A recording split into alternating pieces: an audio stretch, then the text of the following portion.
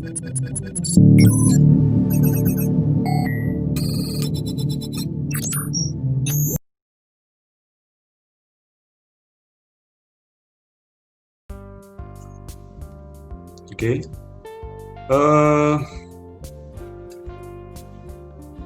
Sekarang kita masuk ke Cisco Packet Tracer-nya. Ini masih melanjutkan dari materi yang kemarin ya. Kalau kemarin kita baru mengenal basic untuk menghubungkan sebuah PC, laptop atau smartphone itu ke sebuah access point ya, sebagai access point. Nah, jadi catatannya bahwa sebuah perangkat wireless itu kalau mau terhubung ke sebuah access point itu harus ada konfigurasi yang disesuaikan dulu ya. Setup alatnya itu harus disesuaikan dulu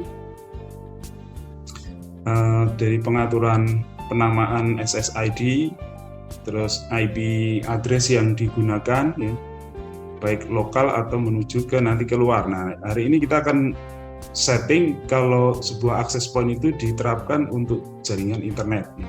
Jadi untuk kebutuhan internet, misalkan untuk penerapan hotspot area misalkan seperti itu. Oke, sebelumnya kita kenali dulu jenis perangkat wireless itu. Jadi ada sebutan yang namanya kemarin itu access point ya, access point. Terus kemudian ada router. Itu yang sekali lagi saya tekankan, itu ada satu fungsi yang berbeda di situ. Jadi sebuah perangkat itu yang kita pakai misalnya kemarin itu adalah ini ya, WRT 300N. Nah, ini adalah access point yang bentuk fisiknya adalah seperti ini. Nah, ini digunakan untuk lingkungan yang di lokal menengah ke bawah ya biasanya. Ini ada dua fungsi ketika sebuah perangkat itu memiliki jenis access point dan router gitu ya. Nah, gabungan antara access point router itu fungsinya satu perangkat ini bisa menjadi dua fungsi tadi, satu sebagai access point, yang kedua bisa menjadi sebuah router. Jadi di dalamnya ada setting router di situ, fungsi routernya. Kalau di jaringan kabel itu ya, switch itu ada sebagai access point-nya, terus PC router itu adalah sebagai routernya. Jadi access point router ini penggabungan kalau di LAN itu switch dan PC router menjadi satu, kurang lebihnya seperti itu. Jadi dalam satu perangkat itu dia sebagai switch juga sebagai router gitu ya. Oke, ini kalau sebuah device yang memiliki tipe access point router ya. Nah, biasanya ada kodenya itu ada di nama penamaan perangkat itu yang sebagai access point yang untuk fungsi router itu biasanya ada huruf R-nya biasanya kalau dari sebuah tipe ya, tipe misalkan nah seperti ini ada WRT misalkan seperti itu. Nah, ini fungsinya dia sebagai wireless juga sebagai router. Banyak merek ya yang berbeda-beda penulisannya, tapi biasanya tidak lepas dari huruf R yang menandakan bahwa sebuah alat itu sebagai router ketika di dalamnya ada fungsi routernya. Oke. Nah, access point router ini nanti banyak digunakan untuk pengelolaan jaringan yang sifatnya gini. Jadi sebuah area itu cukup pengelolaan routernya ditangani oleh sebuah device router. Ini ada perbedaan, misalnya ini saya gambarkan, misalkan ini ada laptop, oke, ada laptop, ya. Nah, ini ada di tengah-tengahnya ada WRT, wireless router ya. Terus kemudian di sini ada server yang menuju ke internet, misalkan seperti itu. Nah, artinya seperti ini, kalau laptop atau kelompok laptop yang ada di jaringan lokal ini, dia memiliki kebutuhan internet ya, hanya sebatas kebutuhan internet dan tidak lebih, dan pengaturannya mungkin tidak terlalu banyak, penerapan aplikasi yang dilakukan di jaringan lokal itu.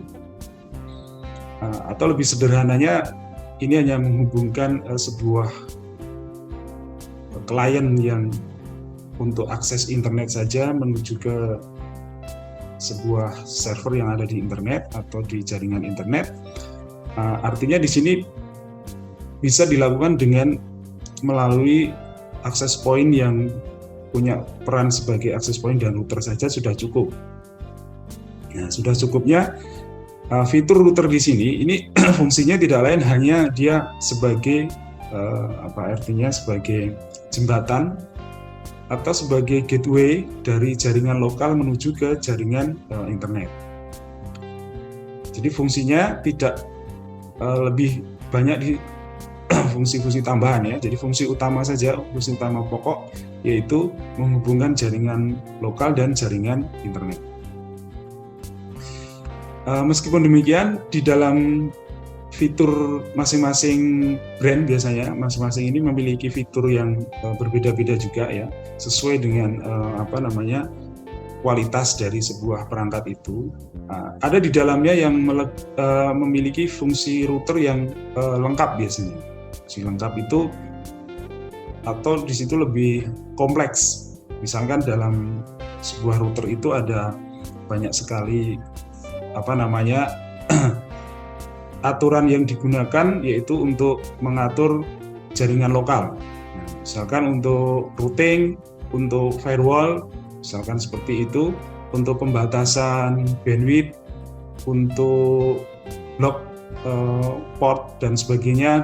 Jadi banyak sekali fungsi yang nanti akan diterapkan di dalam kebutuhan jaringan, ada di dalam satu perangkat router itu.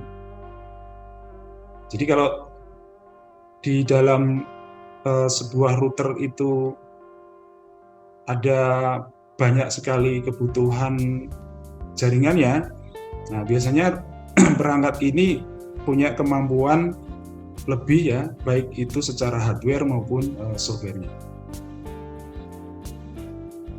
Oke, jadi seperti itu gambarannya.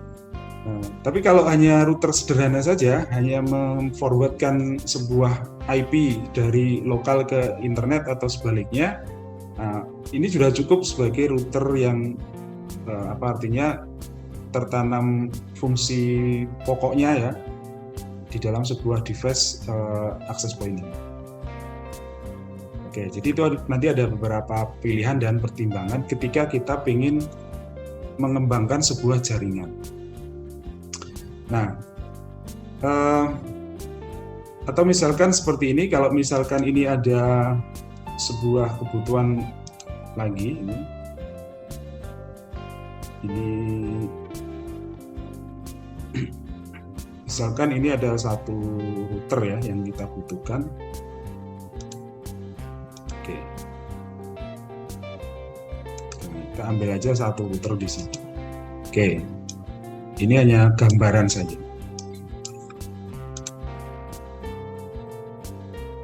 Misal ini gambarannya adalah ini.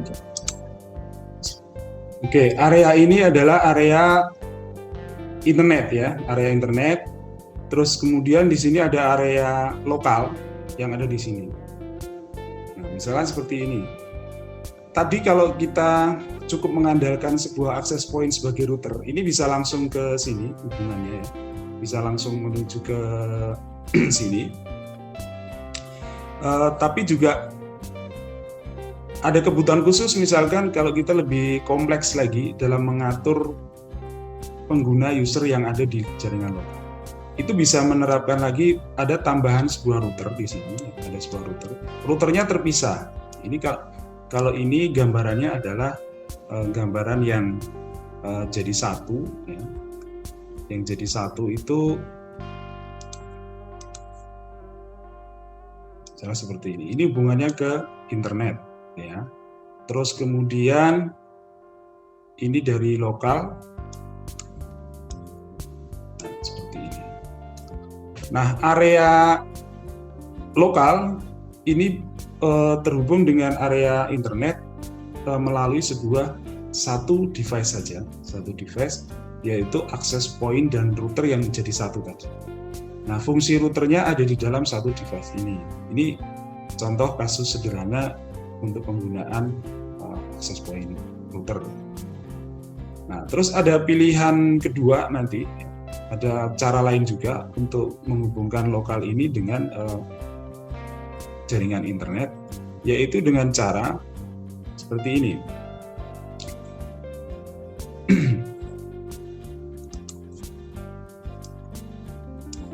Jaringan lokal yang ada di sini, ini cara yang kedua ya. Cara yang kedua, ini saya kasih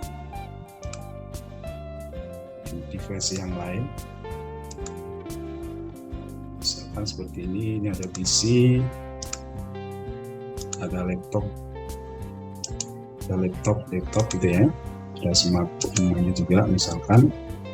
Oke, terus ini ada kebutuhan perangkat wireless. Ini PC saya taruh di sini. Nah, PC ini artinya PC yang jaringannya adalah jaringan LAN ya, jaringan lokal. Nah, area network yaitu yang menggunakan kabel. Nah, laptop itu menggunakan wireless. Oke. Terus ini sama-sama terhubung ke internet nanti, terhubung ke internet. Oke. Nah, misalkan ini. Nah, ini infrastruktur yang berbeda lagi dengan yang ini. Nah, kalau yang kita ingin model seperti ini, yang terhubung dengan jaringan internet, itu fungsi routernya. Ini pun juga tadi ini fungsi routernya terhubung dengan jaringan internet. Nah, kalau di sini ada sebuah router ini router device router saja yang tidak menggunakan wireless. Misalkan ini sebuah perangkat router seperti PC router itu juga. Nah, jadi dia tidak sebagai access point tapi fungsinya hanya sebagai router saja. Nah, tugasnya router di sini itu adalah menghubungkan ke jaringan internet di sini. Nah, sementara di sini ada jaringan lokal yang butuh wireless dan jaringan yang hanya kabel. Jadi kalau kebutuhannya seperti ini, mungkin desainnya bisa kita gunakan seperti ini. Jadi kita butuh perangkat lagi yang untuk memfasilitasi jaringan wireless, atau kita buat sebuah hotspot area untuk kebutuhan wireless. Maka yang kita butuhkan itu sebuah access point berarti ya, karena routernya dia terpisah dengan access point-nya.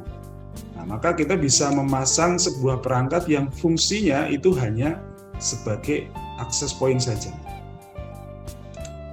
Kalau di sini kita butuh perangkat wireless, tapi yang bukan router, gitu ya, access point saja tapi bukan router. Nah, di sini kalau di paket resin ini bisa kita pilih yang tanpa huruf R ya, tanpa wireless router ya di sini. Yang sederhana dari sini kita bisa pilih, ini ada beberapa pilihan. Ini yang tulisannya hanya AP saja, access point saja. Nah, kita bisa pasang ini access point, ini atau ini atau ini atau ini. Kita bisa lihat jenisnya. Kalau yang ini itu hanya access point, artinya secara umum, access point secara umum, frekuensinya yang digunakan secara umum yaitu 2,4, yaitu berarti yang B dan jenis yang G ya, kalau enggak itu. Terus kemudian ada access point yang khusus hanya untuk jenis A di sini ya. Berarti kalau A itu frekuensinya 5 GHz. Terus kemudian ada yang jenisnya AC, sama AC hanya 5 GHz. Kemudian yang jenisnya adalah access point yang sudah N jenisnya. Nah, kita bisa pilih di sini ya. Misal kita ingin punya pasang access point di sini menggunakan yang teknologi yang yang agak baru ya, dengan teknologi access point yang wireless tipe N, ya, kita bisa pasang di sini. Oke, jadi kurang lebih skenario-nya adalah seperti ini gitu ya. Oke, skenario-nya seperti ini. Nah, ini akses point yang fungsinya hanya sebagai seperti switch kalau di kabelan. Kalau di sini kabel ini PC, ini saya kasih PC lagi. Misalkan saya kasih PC lagi ya. Oke. Misalkan PC-nya lebih dari satu ya, karena sebuah jaringan. Nah, untuk terhubung ke router kan kalau kabel kita menggunakan yang namanya switch. Nah, di sini kan butuh switch ya. Kalau di kabel kita butuh yang namanya switch. Nah, kita pasang aja switch di sini. Kita cari switch. Kita ambil switch yang umum saja. Misalkan seperti ini. Oke, nah berarti gambarnya hampir sama gitu ya. Strukturnya hampir sama. Jadi di sini ada klien yang menggunakan kabel, terus di sini ada klien yang menggunakan wireless.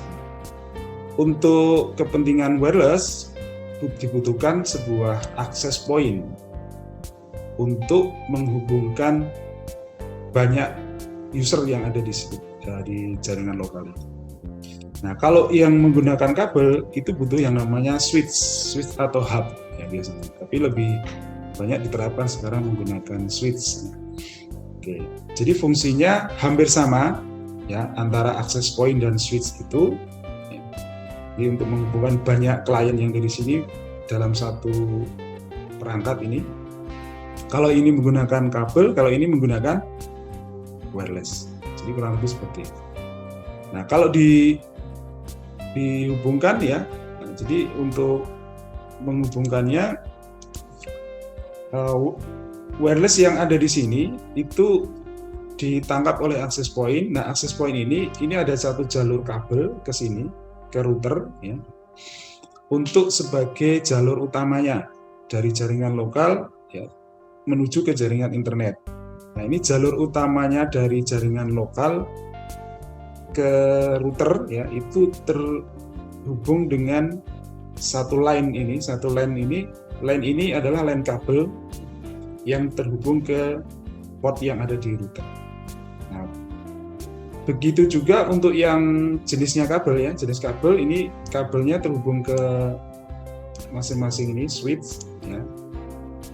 Terus kemudian dari switch itu ada satu line menuju ke router. Oke, jadi kurang lebih seperti itu ya. Kita kasih gambaran untuk jaringan lokalnya, fungsi yang untuk akses point terpisah dengan router.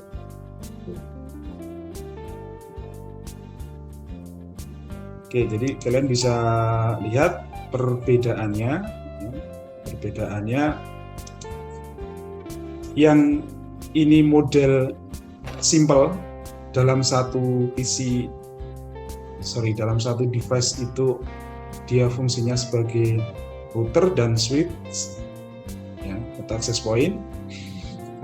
Kebutuhannya kalau di sini hanya untuk memfasilitasi access point saja,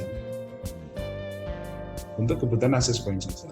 Tapi begitu ini juga bisa diterapkan model seperti ini kalau ini ada kabel jaringan yang PC misalkan yang terhubung dengan sini. Nah, ini bisa dilihat portnya ya. Nah, melalui port lokal ini yang kemarin sudah kita bahas, yang warna coklat kuning ini ya. Ini port yang fungsinya hampir sama dengan switch yang ada di sini ya. Switch yang ada di jaringan LAN kabel. Tapi ini memiliki keterbatasan. Keterbatasannya adalah jumlah portnya. Biasanya tidak lebih dari 4 atau 8 ini ya. Biasanya 4 saja ya. Nah, kalau yang switch itu portnya memang didesain untuk banyak. Jadi kalau ini kebutuhan kabelnya banyak, maka yang digunakan adalah model switch seperti itu. Nah, contoh di jaringan laboratorium ya, di sana ada banyak PC, misalkan ada 50 PC gitu ya, terhubung dalam sebuah jaringan, maka yang dibutuhkan adalah switch yang model seperti ini.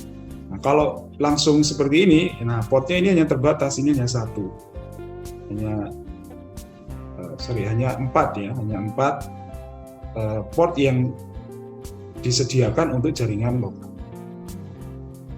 Oke, itu cara kita mendesain sebuah infrastruktur yang ada di sebuah jaringan lokal yang menggunakan jaringan wireless. Nah, dari sini kita bisa melihat kebutuhan ya. Jadi kebutuhan itu sekali lagi disesuaikan dengan hasil dari rancangannya. Ya. Maka sebelum merancang jaringan wireless yang seperti saya sampaikan kemarin, itu langkah pertama kita harus mengidentifikasi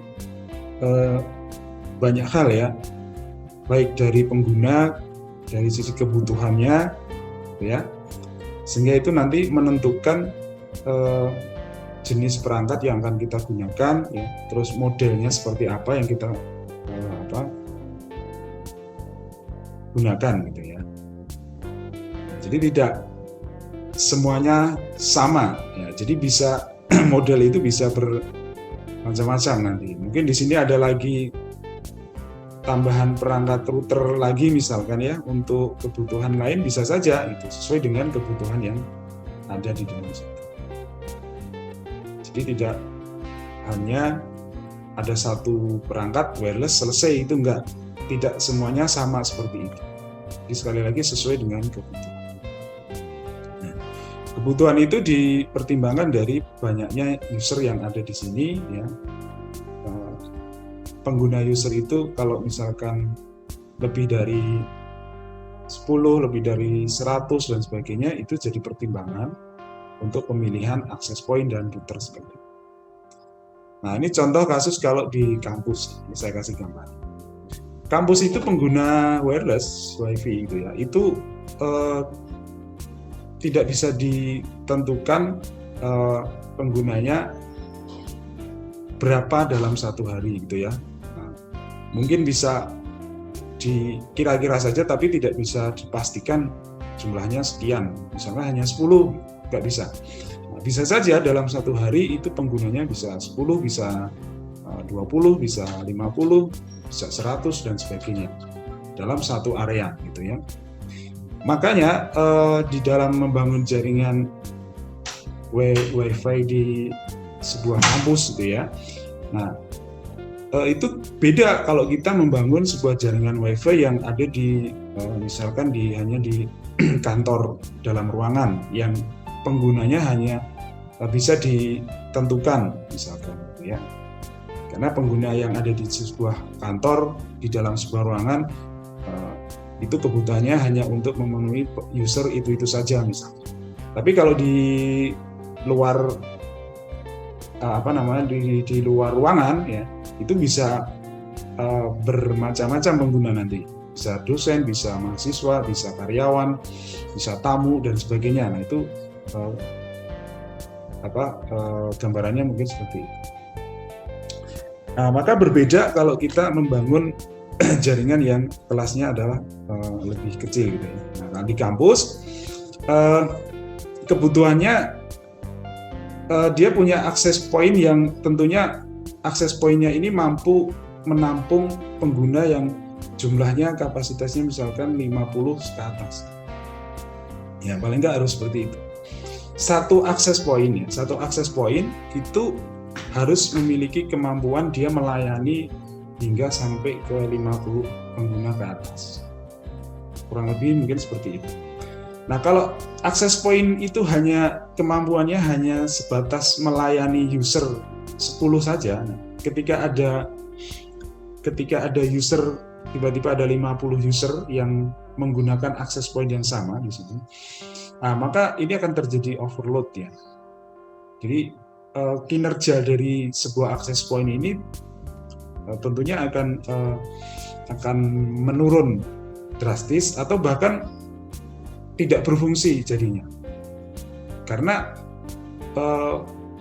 kemampuannya ini melebihi kinerjanya itu melebihi dari batas kemampuan dari sebuah akses point. Kalau di sini misalkan hanya diberi akses point yang harganya 100.000, 200.000 misalkan. Nah, untuk akses point hotspot di kampus ya tewas di sini kan gitu. Jadi dia nggak mampu untuk menjamin sebuah performa jaringan itu lebih baik gitu. Maka di sini butuhlah akses point yang tipenya, jenisnya itu adalah jenis yang memiliki kemampuan usernya lebih dari 50 misalkan, atau lebih dari 100 misalkan. Jadi itu ya, itu pertimbangan. Nah, kalau ini dijadikan satu misalkan nih, sekarang kalau kasusnya menggunakan ini gimana Pak? Kalau misalkan ini ada hotspot di kampus itu ya, kita gunakan jenis access point yang jenisnya adalah WRT ini. Dia sebagai access point, sebagai router di sini. Jadi gini, ketika ini ada pengguna yang lebih dari 50 misalnya, terus kemudian mengakses sebuah perangkat yang sama gitu, itu access point sini dan router di sini. Nah, Anda bisa bayangkan ya, analoginya seperti ini. Ini sebuah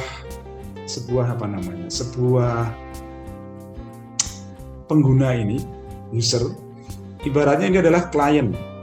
Ini misalnya sebuah kantor. Ini ada klien. Ini sebuah kantor layanan, misalnya sebuah layanan, gitu ya. Ada sebuah kantor layanan, atau di kampus aja. Di kampus ini ada layanan mahasiswa. Nah, ini ada jumlah mahasiswa. Nah, misalkan di sini ada dua mahasiswa ya. Dia butuh sebuah layanan, contohnya layanan di TU, layanan di TU ini atau layanan akademik. Nah, kalau sebuah layanan itu punya dua fungsi misalkan, dia melayani administrasi, ya, akademik, terus juga melayani administrasi keuangan. Nah, fungsinya juga sama ini, access point dan router itu dua layanan ya. Nah, ibaratnya seperti itu. Kalau di dalam kampus itu ada satu unit saja yang melayani dia sebagai akademik sekaligus juga sebagai administrasi keuangan juga di situ juga. Jadi ada dua pekerjaan di situ. Nah, bisa kita bayangkan kalau hanya 1-2 orang mungkin pelayanannya mungkin tidak terasa berat ya, melayani 1-2 orang. Di administrasi juga melayani keuangan, pembayaran dan sebagainya. Nah, sekarang kita bayangkan kalau ini mahasiswanya itu 1.000 misalkan pada masa KRS ya, masa KRS-an itu, nah kan kita harus ada layanan akademik, BAK misalkan, ada layanan pembayaran ya dan sebagainya itu ya. Nah, sekarang bisa bayangkan kalau layanan akademik dan keuangan itu jadikan satu dalam satu layanan, dalam satu staf di sini, apa yang terjadi kan gitu. Nah, bisa kita bayangkan ya. Jadi pelayanannya pasti di sini akan butuh energi yang besar dan sekaligus ini butuh waktu yang tambahan ya. Nah, itu yang terjadi. Makanya kalau ini jumlahnya besar, kira-kira satu layanan ini cukup, dua layanan cukup dilayani satu device gitu ya. Nah, mungkin ini tidak terasa masalah. Tapi ketika ini jalurnya lebih besar, penggunanya lebih besar ya, trafficnya lebih padat, terus kemudian hanya dua layanan itu hanya dilayani satu device, maka yang terjadi di sini adalah beban kerja yang terlalu tinggi, maka akan mempengaruhi performa. Gitu ya. Nah, makanya kalau dalam pelayanan akademik di kampus ada akademik, ada keuangan, terus bayar banknya juga sendiri, bayar uangnya juga sendiri dan seperti itu ya. Jadi itu untuk sebuah sistem yang mengurangi antrian, mengurangi pekerjaan yang hanya terbeban pada satu unit saja. Nah, itu sama halnya dengan di cara kerja di jaringan ini. Nah, kalau di sini tadi kebutuhannya di kampus itu layanan hotspotnya itu bisa kita prediksi 50, 100, 500 ribu pengguna gitu ya. Maka perlu diatur juga dalam sistem pelayanannya jaringan itu. Nah, jadi di sini ada pembagian tugas. Access point itu punya peran sendiri hanya sebagai switch di sini ya. Terus kemudian untuk mengatur kinerja jaringan traffic yang ada di dalam sebuah jaringan, di situ ada firewall, di situ ada fungsi dari routingnya, pembagian routing dan sebagainya. Nah, maka bisa dibagi menjadi 2 unit ini. Jadi ada dua device, yaitu sebagai access point tersendiri, ada satu device lagi dia hanya fungsinya sebagai router gitu. Jadi ini sebuah penerapan ketika diterapkan di jaringan yang agak lebih besar. Maka bisa kita simpulkan bahwa untuk membangun sebuah infrastruktur jaringan wireless itu sekali lagi perlu dibuat pertimbangan hasil analisis dari identifikasi kebutuhan dan user yang ada di dalam sebuah jaringan.